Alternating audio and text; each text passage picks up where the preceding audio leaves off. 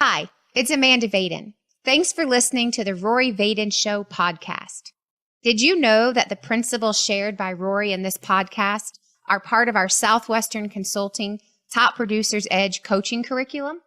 If you're curious about how having a business or sales coach might improve your life, please visit roryvadenblog.com and click on the accountability coaching session on the right side to register for a free call with one of our certified coaches. We hope to talk to you soon.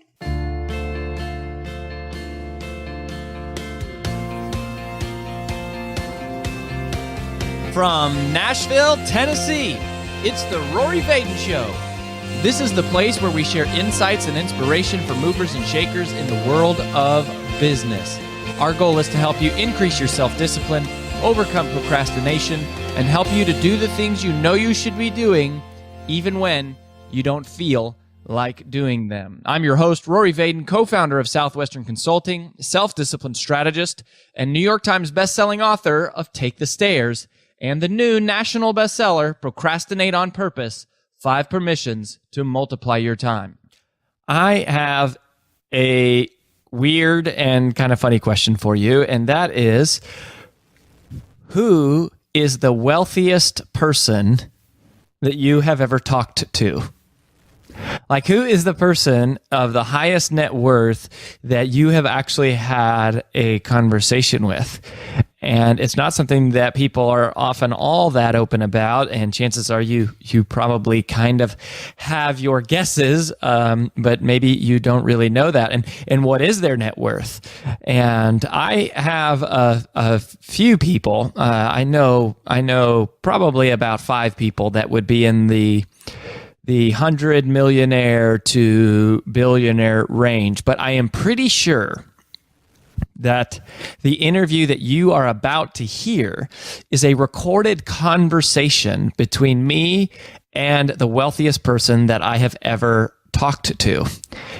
You're going to love this. Her name is Shari Arison, and she is a billionaire, not just a billionaire with a B, a multi-billionaire, and she is fascinating. And what you're going to hear her talk about is what her business philosophy is, and part of how she has built this massive empire, about how doing good is good business.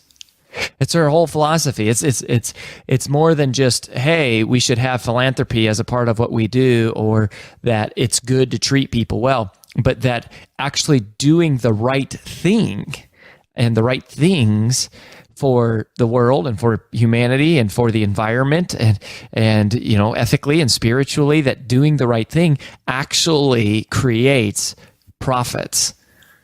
And so I'm going to let you just listen to that interview because it's really exciting, and she's an amazing and very, very sharp woman, and we were lucky to get some time with her.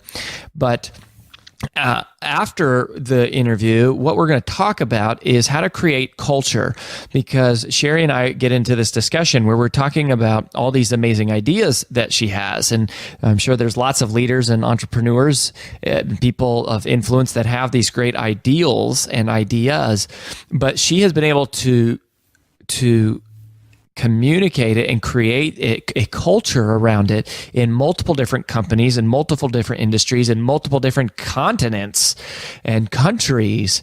And so that question about how do we create culture, how do we get people to adopt our beliefs, and whether it's creating a culture for our family or a culture for our team that we manage, or a culture for our company that we're a part of or that we're building, or a culture for our church or whatever. But what are the secrets of creating culture? So I first want you just to tune in to a fascinating interview with a very rare opportunity to get inside the mind of one of the world's wealthiest people.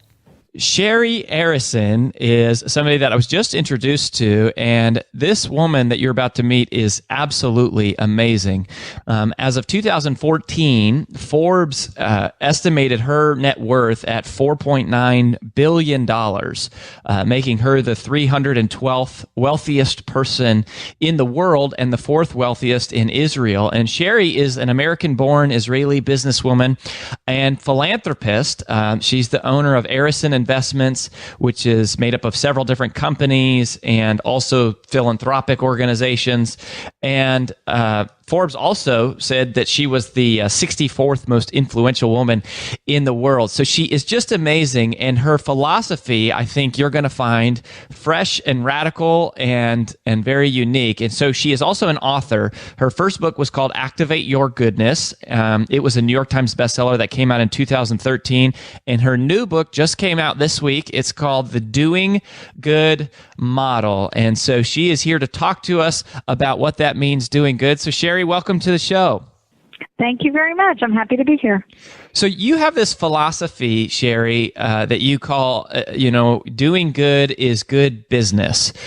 So can you just tell us, what does that mean, and how did you kind of come up with that? Well, actually, after working many, many years in different fields in business, I'm in finance, real estate, infrastructure, water, renewable energy, and salt. And alongside that, I also have several philanthropic organizations, family foundation, a volunteer organization, and a spiritual organization. What I realized is that do good for people and for the planet, and you can still profit in everything that you do. So the vision became doing good, and all the values that we implement became the doing good model. Mm-hmm. I think it's really powerful. I mean, you hear people talk about doing good, and you can treat people well, but it's powerful hearing it from you. Somebody who it's actually proven out to be this business successful business strategy, not just a good thing. So, what do you think? What are some of the values that are fundamental to the success of your own businesses? And I know, you just listed off some of them. It really is amazing, all the different industries that you're involved in. So, what are some of those values that you guys live by and you try to operate by?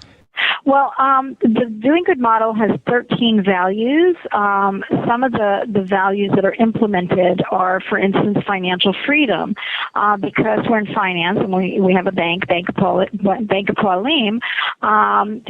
Through the Doing Good model, we realize that being in finance, we can really educate people and give them the tools to make the right choices so that they can prosper and grow. So that's an example. Another example is in sustainability. Our real estate and infrastructure company builds 100% sustainable. So since we have this sustainable information, why not implement sustainability throughout all of our companies and all of our organizations? So that's how we take value by value and create practical tools for implementation across the board. And you don't feel like for example, like building sustainable in the real estate infrastructure, you don't feel like you've compromised your profits in any way by doing that? I mean, isn't it more expensive in some regards? It's funny. For years, and Shikona Binoi is a public company, and for years, I'm talking years back when I talked about sustainability, when it wasn't even a word that anybody understood, the main issue was how can you build sustainable and make a profit? And we've proven that it can be done.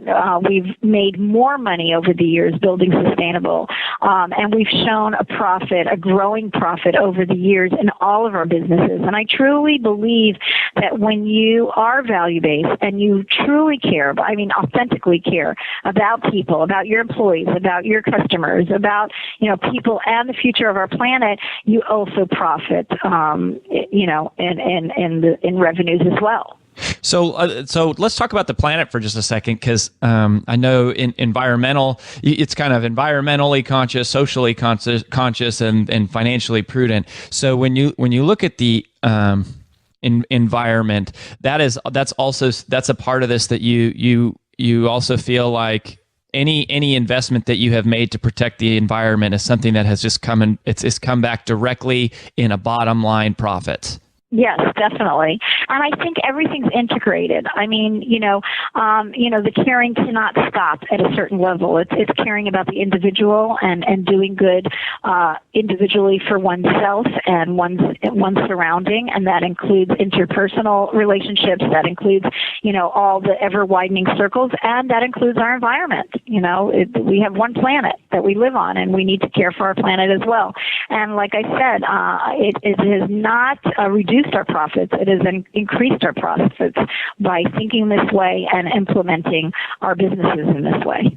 Yeah, well, those of you that are familiar with the paradox principle from Take the Stairs, we said in there, easy short-term choices lead to difficult long-term consequences.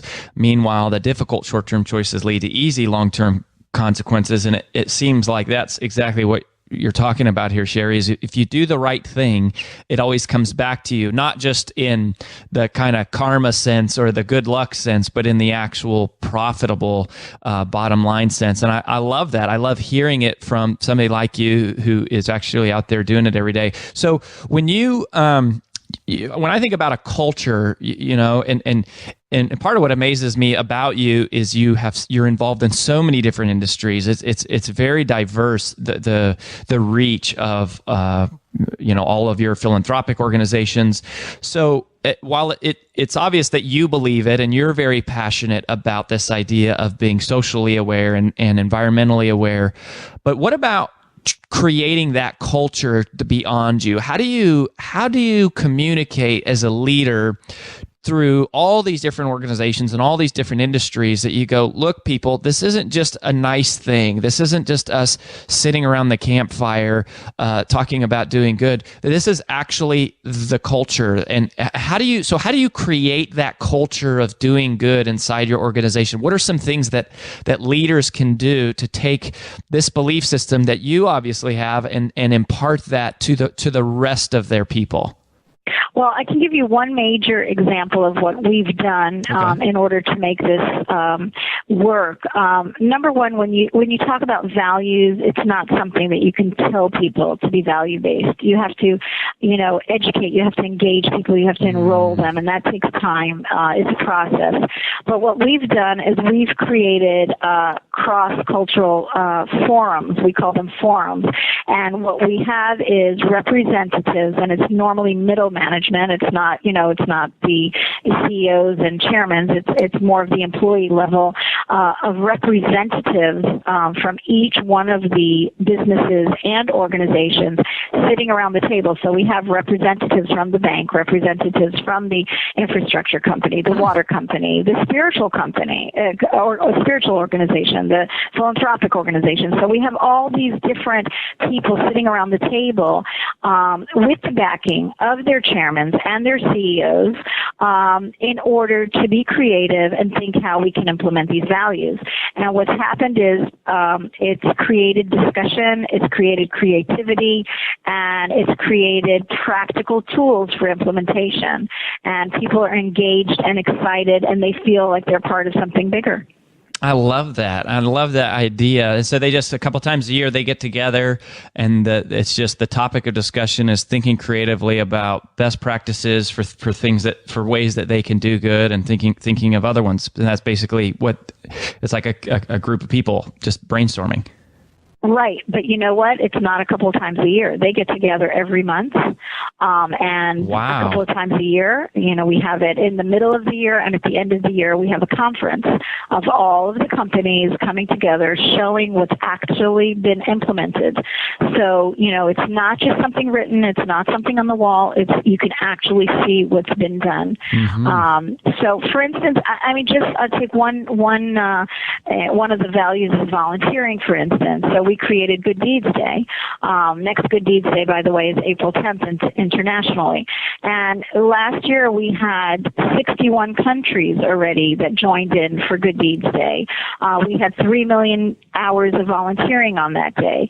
We have all of our companies involved in Good Deeds Day. It's crossed all cultures, all boundaries, all ages, and people come together and do a good deed for the benefit of others, each one in their own way.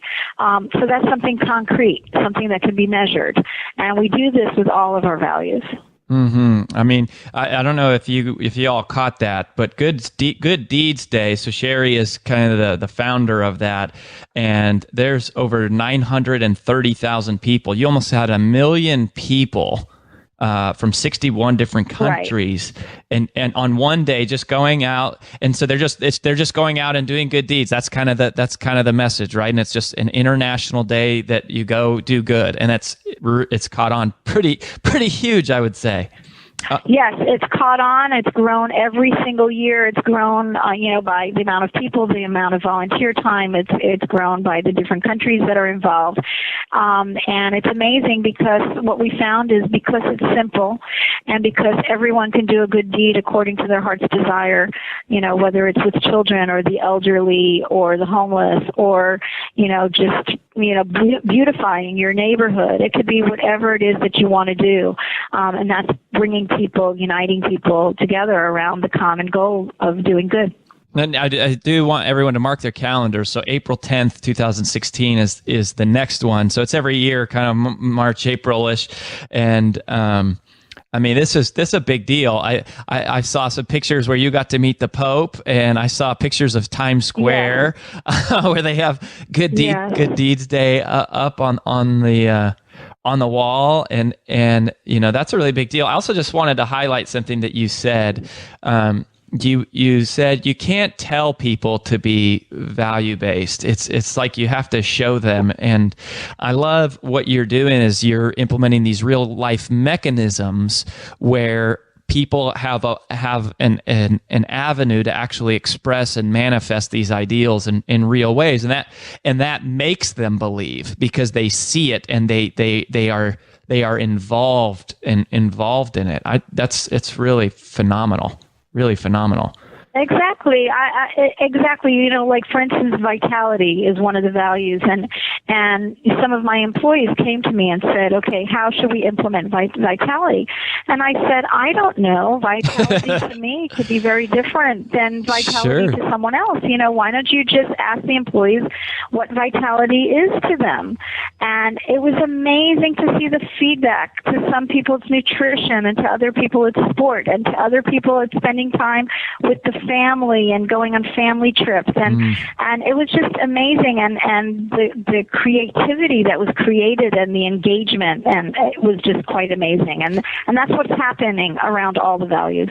So your first book, Activate Your Goodness. Activate Your Goodness was not your first book. That's right. Activate Your Goodness was not my first book. This is already my fourth book. That's right. Yeah. But Activate Your Goodness was a bestseller, New York Times bestseller. And what was amazing with Activate Your Goodness is it's been translated in all languages. It's being sold all around the world, which is great because it means people are connecting and wanting to make a difference.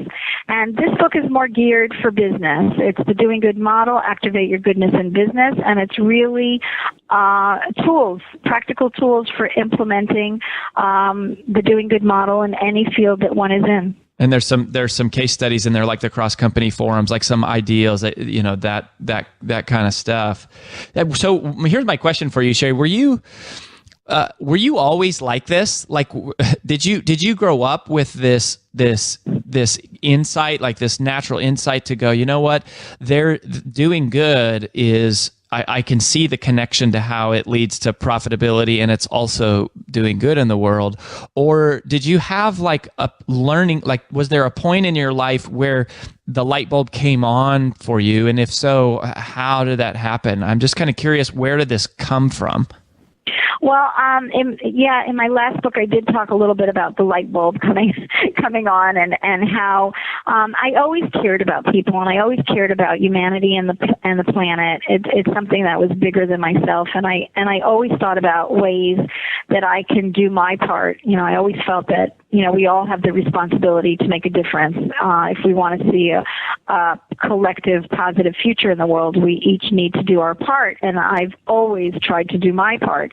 I think the light bulb that came off was the switch between doing it in a way that was hard and tiring, and I almost felt sick at one point, that I was going uphill all the time. And that's when I realized that I didn't need to go into the dark places and turn on the light. I could just grow the goodness and grow the light. And there's a lot out there and a lot of organizations out there that are doing really great things, people who really care. And I think that if we put all our forces together, we can grow that goodness. And that's what the Doing Good model is all about, coming together, all of us and growing the good in the world. And so you're saying that you don't necessarily have to go into the darkest parts of the world necessarily. If you have a heart for that, that's great. But it means you can also do good by taking the things that you're already involved in and sort of massaging them or reframing them in a way to also do good as a part of what you already love and enjoy doing. Yes, and I think that, there is so much good. I mean, we created a social network called GoodNet, goodnet.org, and within 2 years, 17 million people connected, and it's only around goodness. It's only around, a conversation of doing good, and it's different people, individuals, organizations around the world that are doing good. And I think that, there is so much going on, whether it's in business or philanthropy or individuals, that are doing good deeds every day. And if we join those people together, it can't be ignored anymore, because what you see out there is very different. and I think if we want to, we want to see a good world, we want to see a positive world, we all need to make that happen. Yeah, I saw GoodNet, and I love that because sometimes, when I think, if I have this moment of inspiration where I go, hey, I want to do something good in the world, there's like the moment immediately after that goes, well, think of how much work that's going to be to start this organization and do this and that. And it's like, you don't have to start something. There's plenty of good things that are happening. It's like you can hop on the train, hop on the bandwagon of something that's already going. And GoodNet is really a place that people can do that, right? They can see and talk about, things that are happening all over the world. Yes. I love that. I love that.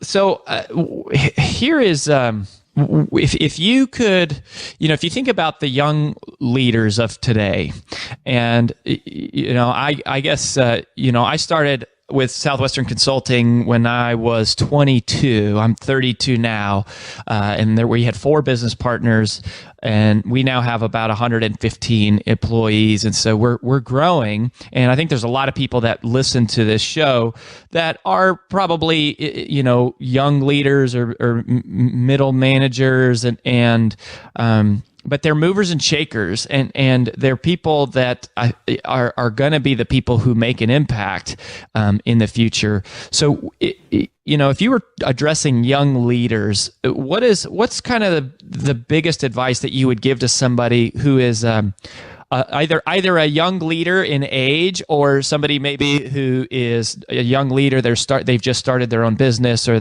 we have a lot of salespeople that listen to this show, and they might be moving into a second or a third career. And what advice would you give to young leaders in this area of just doing good? Well, I think, number one, I think it's important to know that you can do business and have a successful business and still be value-based. I would suggest to connect to one's heart and see what you're passionate about. I think when people are passionate about what they do, they create, amazing things. And in the book, The Doing Good Model, there's a lot on how you can take really elated ideas, really elated values, and bring them down to practical day-to-day tools and for implementation. And the examples are not only examples from my group, from business and philanthropy, but from other fields, other businesses, So there's a lot of ideas in there, and I think really anyone in any field can do business and do good for themselves and for their community and their country. I love it. So I have one other thing to ask you, but before we do that, I want to make sure I don't skip over. So we've been talking about the Doing Good model. It's kind of like activate your goodness for business, very practical tools. It walks through how to create this culture of doing good inside of your organization.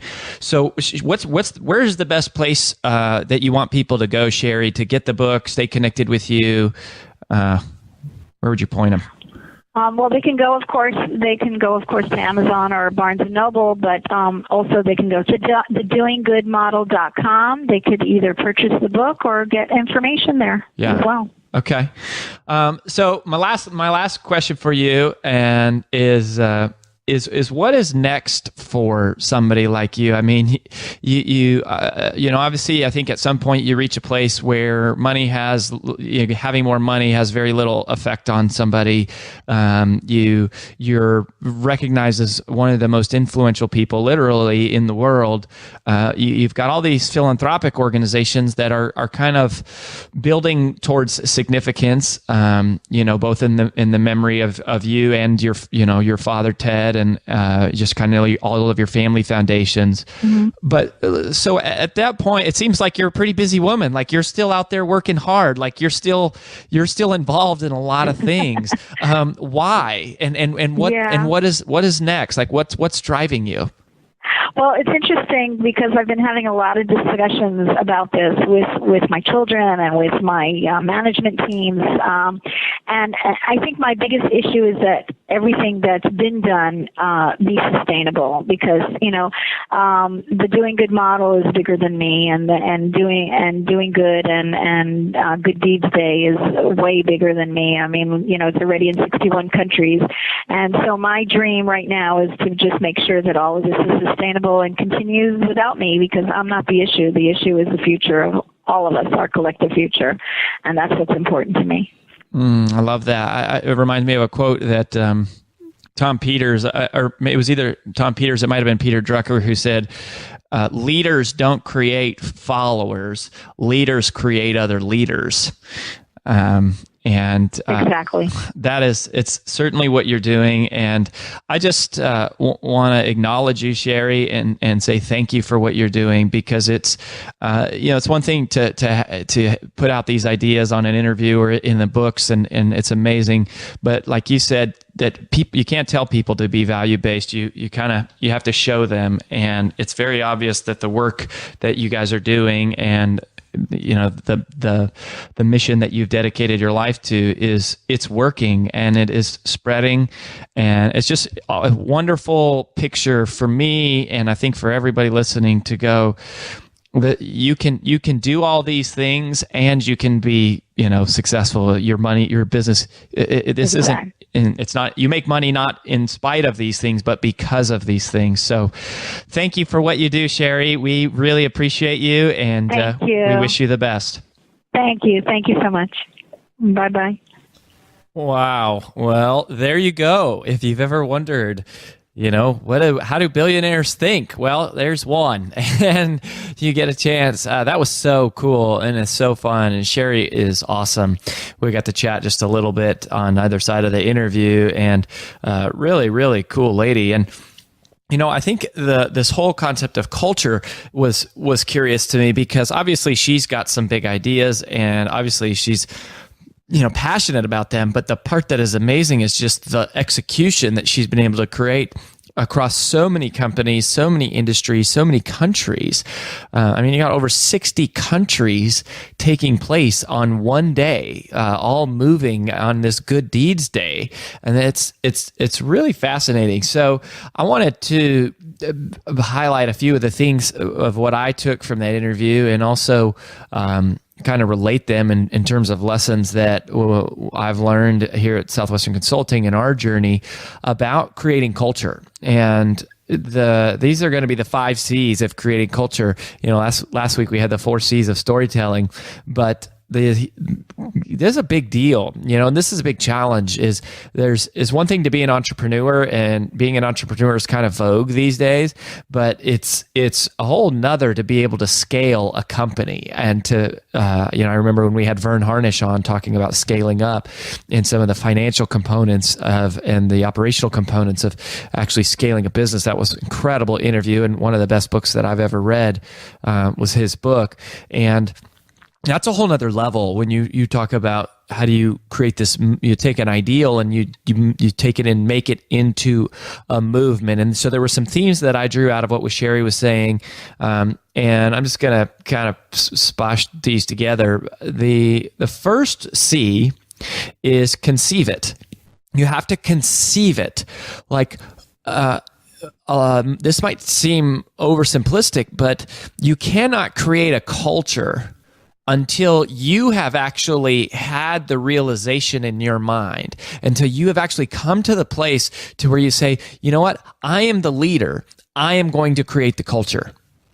And that is sort of the conception of culture, is somebody has to have the initial idea. There has to be this inauguration or this onset or this activation of somebody that says, this is an ideal that I believe in. And that is the start. And so sometimes I think when we coach some of the executives and some of the leaders that we coach, of course, the majority of our clients are in salespeople and sales positions, but we now have, a good bit, probably about 15% of our clients are leaders, and, we're doing more like executive or entrepreneurial coaching. And with those guys, we notice that sometimes there's this frustration where it's like, I can't get my front line to care about the things that I care about or that we have always cared about. And a lot of times it's that they've skipped past the first step of just realizing that there's a process here. It takes intention, it takes effort and focus.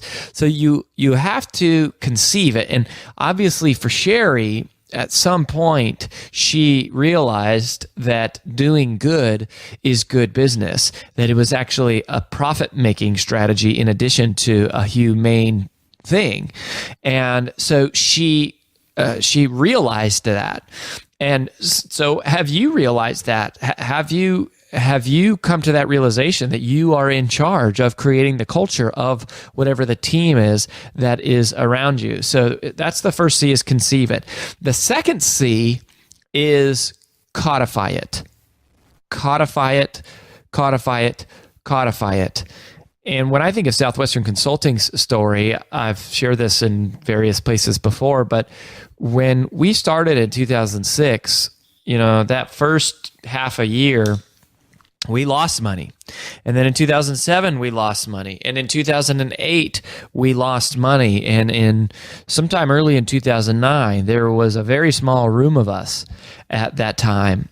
And I'll never forget, one of the guys that was on our team, Joe, did this part, and he said, hey, what are we doing here? Like, why are we all here? Why does this even matter? Like, why are we doing what we're doing? And it was very interruptive. It was very disruptive. It was, but it was real honest, and it was obvious that we had kind of a lot of people moving in different directions, and we all kind of believed, but we never really talked about our beliefs. We never really talked about those convictions, and we stopped the meeting and we turned on a recorder, and we actually have this recording, and it's so cool that we recorded this conversation, but we basically just said, what do we believe in? And that was it. That was really it. And we asked a series of questions around what do we believe in, and what do we stand for, and what do we want to be at Southwestern Consulting, and how are we different from everybody else? And we recorded it. And then what happened is we codified it into something that we called a creed. And the codifying part is really important, and it's got to fit. I feel convicted. It has to fit on one page. It has to. Anything more than that is, it's like people are never going to look at it, and they're never going to read it, and it's too long, it's too complicated. And when Shari was talking, she mentioned that she has these 13 sort of different principles of the doing good model, and for her, it's obvious that she turned that into a book. But at some point, the whole Arison Investments team must have gone through the process of codifying that.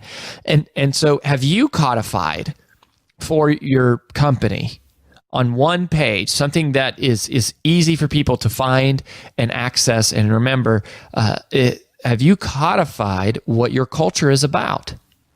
Have you taken that step and put in that energy to actually write it down and be something that is distributable? So that leads to the third C, which is really huge, and this is communicate it. So once you conceive it and you have the idea, then you codify it. Now it's in writing. Now this idea exists in the real world. The next part is to communicate it, and I honestly think this is where a huge number of companies fail, and this is where it breaks down, because when they think of creating culture or talking about their beliefs or their ideals or their values, they think of, we send an email out with an attachment, hey everyone, this is our principles, or this is our mission statement or whatever, and then maybe they put it up on a plaque on the wall, and nobody ever looks about it and nobody ever talks about it again. And that is a major error in judgment. That a mission statement or a set of beliefs doesn't do anybody any good if it's stashed away in a drawer. It's useless. It doesn't matter. It might as well not even exist. You might as not have even gone through the effort of codifying it if you're not going to communicate it. And one of our very first coaching clients ever, Chad Goldwasser, who at the time was the number one Keller Williams agent in the world out of like 76,000 agents. And, now Keller Williams has like 120,000 or something. We had Jay Pappas on, one of the senior executives, a few weeks ago. So if you haven't heard that, Keller Williams has an amazing culture. And one of the things that Chad Goldwasser taught us is to read the creed at the start of every meeting. And I remember when I was talking to him about it, and he said that he did that. I had never heard that before. And literally from that day that we learned that from Chad and we had the creed until this, it's like we have never started a company meeting at Southwestern Consulting without reading the creed. We just did it today, this afternoon. I was leading an internal company call and we read the creed, and we have different people take turns reading it, and the newest person always has to read the whole thing, and then sometimes we each read a line, sometimes we have two people read it, but we read it all the time. We're constantly communicating it. And the next level of communication for the leader, and this is something that is really important, is when you make decisions in your business and you are explaining why you're making those decisions, you should be referencing the creed. And it doesn't have to be a creed. It can be, like Shari called it her 13 principles. You might call it a mission statement. Who cares about the semantics? The semantics are worthless. Like, we can pontificate over what to call it, or we can actually create the thing and put it into practice and make it improve our lives and our families and our businesses and our churches and our organizations and our communities. But the real thing is, are you communicating it? Are you referencing it? And so every time that we make a big change, we try to, as leadership of Southwestern Consulting, we are constantly enforcing and telling our leaders, talk about the creed, and emphasize how what you're telling them fits in line with the creed. And so the creed becomes like the ultimate judge over everything that we do. And it's like, well, if it's in the creed, then it's okay. And if it's not in the creed, then it's not okay. And so it's really amazing. And we have taken this has now become one of the most valuable and also the larger investments that our consulting clients will make with us, is that we will facilitate what we call a creed conversation. And we just took our largest client through this process. And this client has 26,000 employees and 2,300 retail locations. And we're working with them right now to transform an entire industry. And the president was in there during the Creed Day. And when we created it, they created a chant around it, like this cheer. They're putting it in the front of all of their training manuals. They start every meeting with it. They're building. They're putting it in the front of every store. So when you walk in, theirs isn't called a creed. It's called a promise statement, and it's really amazing. And they came up with it. All we did was ask the questions and facilitate it, and then we kind of codified it and we edited it. But they're communicating it, and that's how I have conviction that it's going to work, because they're putting in that effort. So once you conceive it, then you codify it, then you communicate it. The next one is you build consequences around it. You build consequences around it. And for me, I really learned this lesson from Jim Collins' first book. It was called Built to Last. It was before Good to Great. In my opinion, it's Jim Collins' best work. And him and Jerry Porras wrote it together in the 90s. And probably the single greatest takeaway for me was that or at least the thing that I remember from that whole book is that you create mechanisms that enforce your business. So, for example, for us, one of the statements on our creed is that we say we build a lasting relationship with every client and each customer that we come in contact with. And so when we made the time and money investment to start Infusionsoft in 2012, and I talk a lot about Infusionsoft in the Pop book, the new book, and I've had the founder of Infusionsoft, Clayton Mass, the CEO. I've had him on the show before too, and Infusionsoft completely changed our business. It changed our whole world and our whole life. But when we rolled it out, it was a major change. We had to completely change the way that our salespeople interacted with everything.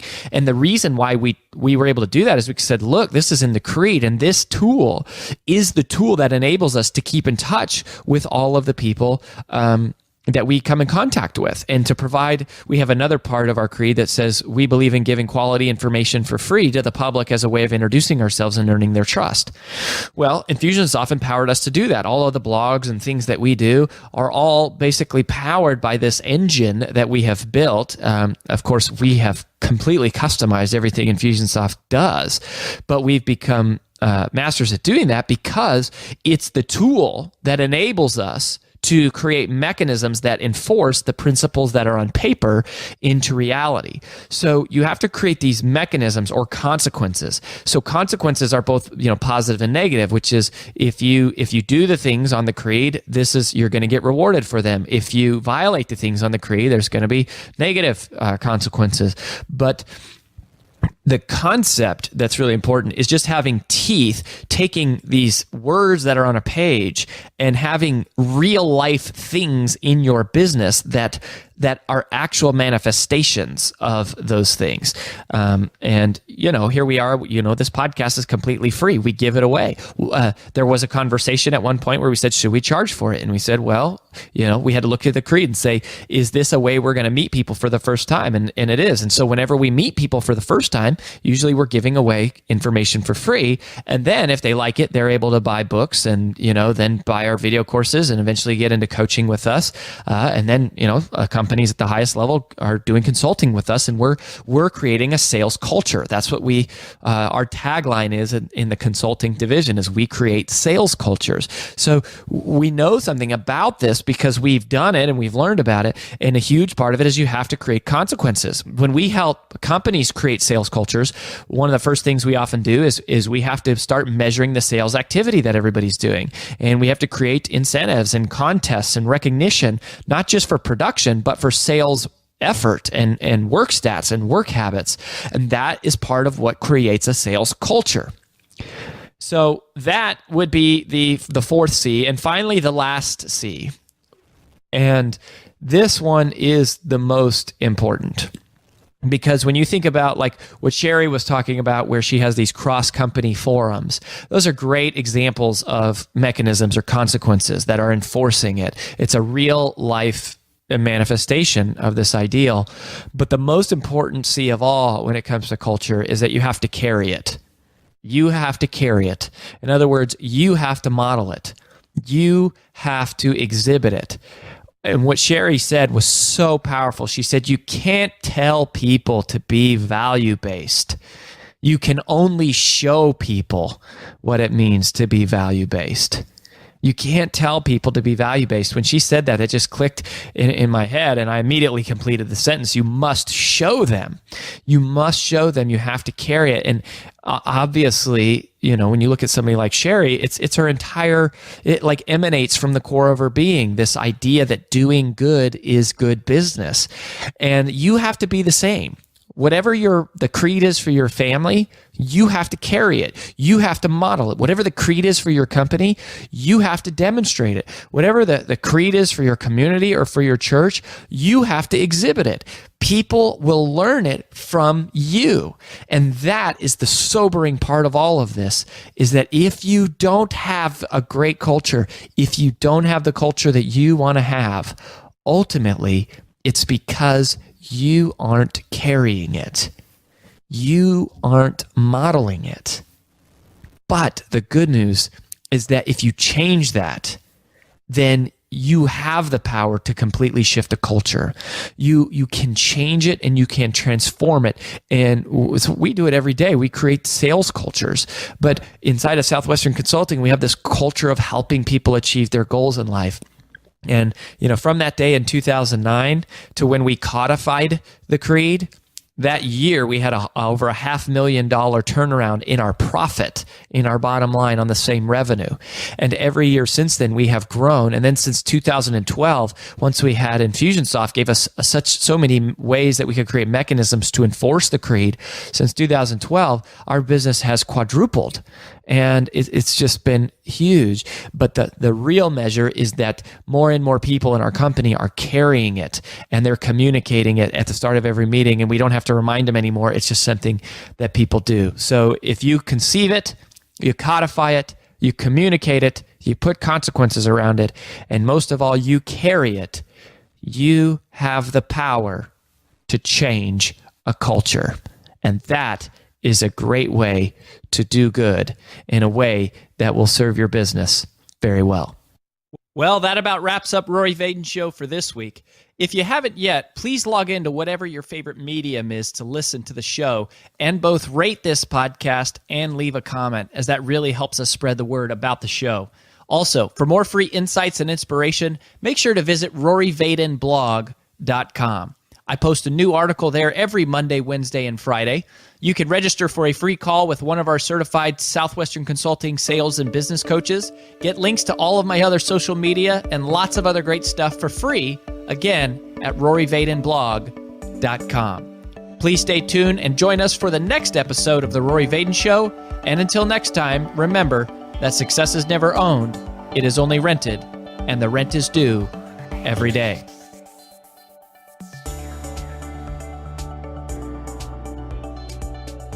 Do you love listening to Rory here each week? Do you know of any upcoming conferences where his Take the Stairs message would be a great fit? If you or someone you know is a part of planning events where you bring in outside speakers, please feel free to contact us at roryvaden.com. We'd love to get in touch with you and send you and your team some valuable resources to help determine if Rory would be the right fit for you. Again, please visit us at roryvaden.com.